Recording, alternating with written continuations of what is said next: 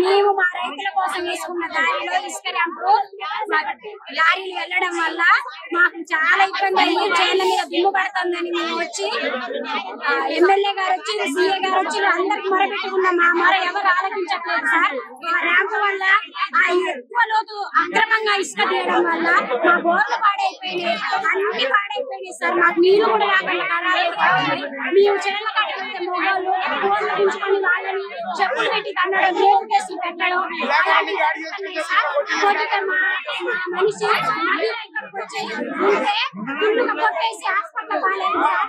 మాకు ఈ దారి సీల్ చేయాలి సార్.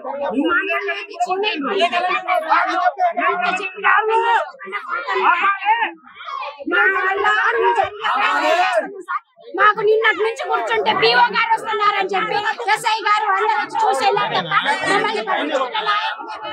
ఎవరు లేరు సార్. మీడియా వాళ్ళ మీద కూడా దౌర్జన్యం జరిగింది.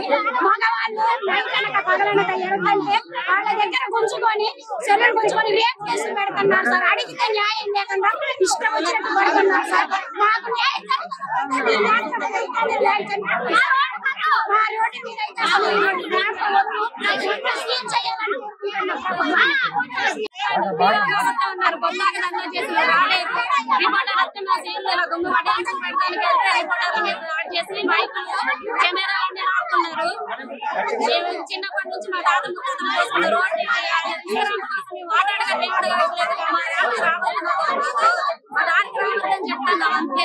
అక్కడ పోసుకొని ర్యాంపు పోసుకోమన్నారు.